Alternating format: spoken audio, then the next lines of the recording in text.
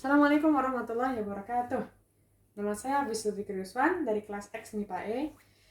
Nomor absen saya 14. Insya Allah hari ini, pada kesempatan kali ini, saya akan mempraktekkan hafalan butir dan nilai Pancasila beserta salah satu penjelasannya. Pancasila 1. Ketuhanan yang Maha Esa.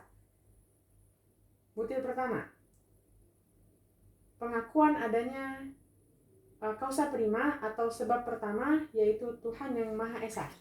Kedua, menjamin penduduk untuk memeluk agama masing-masing dan beribadah menurut agamanya. Ketiga, tidak memaksa warga negara untuk beragama, tetapi diwajibkan memeluk agama sesuai hukum yang berlaku. 4. Ateisme dilarang hidup dan berkembang di Indonesia. 5. Menjamin berkembang dan tumbuh suburnya kehidupan beragama.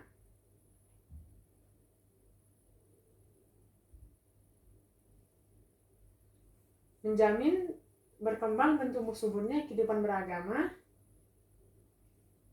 toleransi antar umat dan dalam beragama. Keenam, negara memfasilitasi tumbuh kembangnya kehidupan beragama dan negara memfasilitasi tumbuh kembangnya agama dan iman warga negara, dan menjadi mediator ketika terjadi konflik antar agama.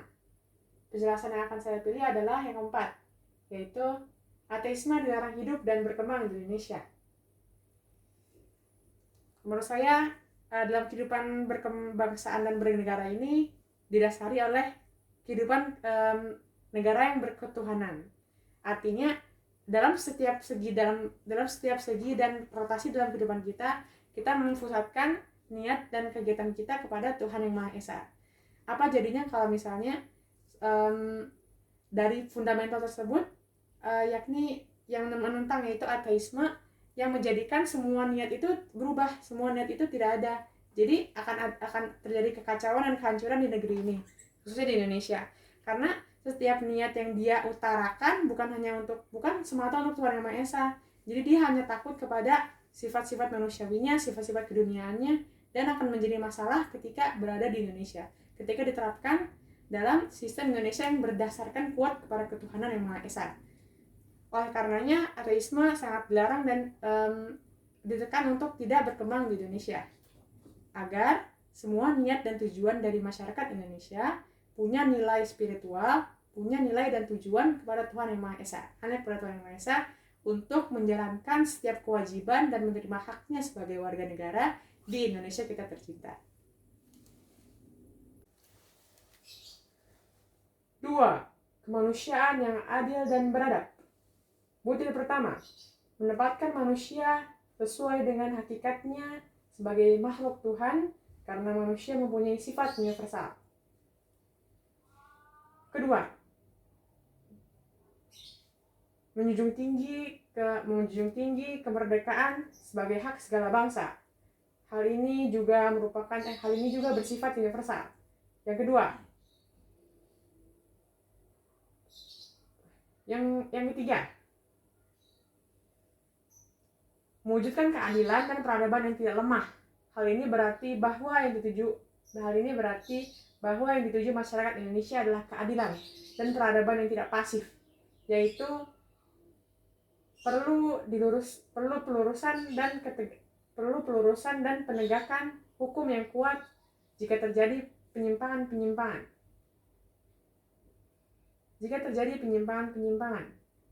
Karena keadilan harus direalisasikan dalam kehidupan bermasyarakat. Saya akan coba uraikan yang nomor 1. Menempatkan manusia sesuai dengan hakikatnya sebagai makhluk Tuhan, karena manusia mempunyai sifat universal. Kalau menurut saya itu artinya kita sebagai manusia ini punya potensi kemuliaan yang sama semuanya, karena kita sama-sama makhluknya Tuhan, kita sama-sama bisa mulia dengan dasar yang sama. Jadi kita tidak bisa menyimpulkan bahwa kita lebih tinggi daripada si A lebih tinggi daripada B, atau si C lebih tinggi daripada D, karena hanya Tuhan yang berhak menentukan itu. Dan kita harus terus belajar dari orang lain, terus meninggikan hak-hak orang lain, menegakkan hak dan kewajiban kita sendiri juga, untuk mendapatkan kehidupan bermasyarakat kemanusiaan yang harmonis. Dan kita selalu tidak pernah akan merendahkan kemuliaan orang lain, karena kemuliaannya hanya di sisi Tuhan yang Maha Esa, yang sangat mulia. 3. Persatuan Indonesia. Butir pertama, nasionalisme. 2. Cinta bangsa dan tanah air. 3. Menggalang persatuan dan kesatuan. 4. Menghilangkan penonjolan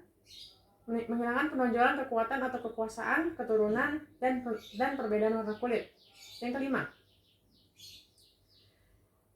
menumbuhkan rasa senasib dan sepenanggulangan. Saya akan coba uraikan yang nomor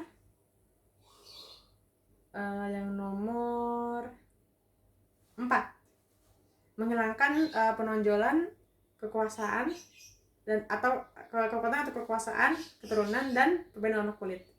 Di sini kita meng-highlight atau titik beratkan kepada perbedaan-perbedaan yang kita temui dalam kehidupan sehari-hari.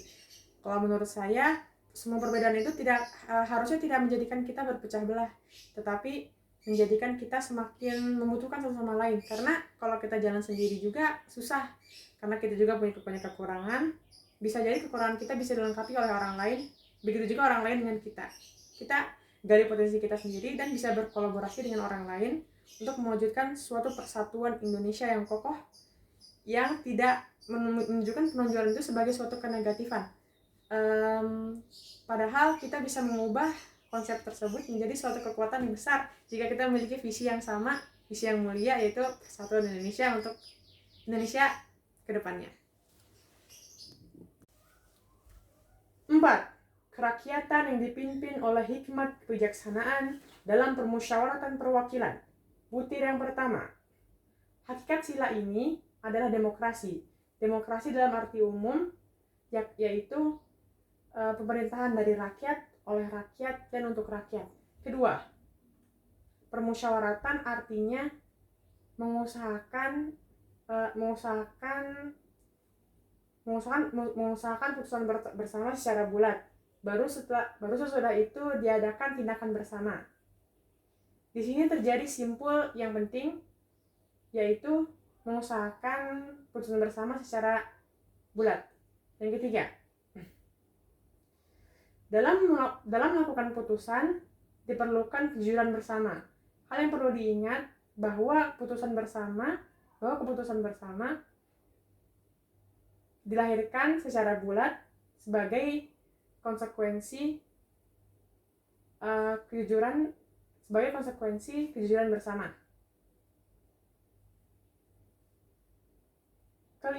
Keempat,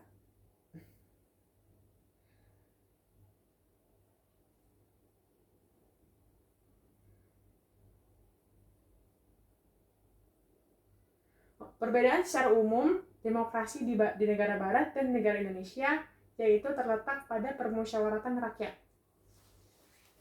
Insya Allah saya akan mencoba menguraikan di sila keempat ini adalah nomor yang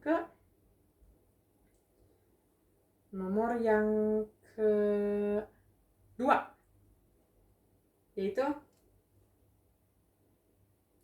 nomor yang kedua itu permusyawaratan. Nomor yang ketiga, yang di dalam melakukan putusan diperlukan kejujuran bersama. Kalau menurut saya itu kejujuran bersama itu sangat penting dalam terjadinya permusyawaratan sebagai intisari dari demokrasi yang kita jalani sekarang. Karena kalau tidak ada kejujuran, kalau menurut saya tidak akan berguna hasil itu, karena tidak jujur, jadi tidak sesuai dengan realita atau dengan kondisi yang akan diperbincangkan atau didiskusikan. Jadi kalau misalnya kita sudah tidak jujur dengan berbagai faktor, atau ada beberapa pihak yang tidak jujur mengenai kondisi rakyatnya, kondisi negaranya, atau kondisi desanya mungkin, kondisi dari perwakilan rakyat untuk bermusyawarah tersebut itu akan menjadi tidak real nanti hasilnya, tidak akan berguna dan tidak akan tepat sasaran, bahkan akibatnya bisa fatal kalau ada yang menutup-nutupi kebenaran atau tidak mau, dalam tanda kutip, tidak mau jujur terhadap situasi yang terjadi, atau mungkin sasarannya akan meleset, jadi tidak akan memberikan manfaat yang signifikan bagi rakyat yang membutuhkan. 5. Keadilan sosial bagi seluruh rakyat Indonesia. Butir pertama, kemakmuran yang merata untuk seluruh rakyat dalam arti dinamis dan berkelanjutan. Yang kedua, segala kekayaan alam dan sebagainya dipergunakan bagi kebahagiaan bersama menurut potensi masing-masing. Ketiga, dan yang terakhir adalah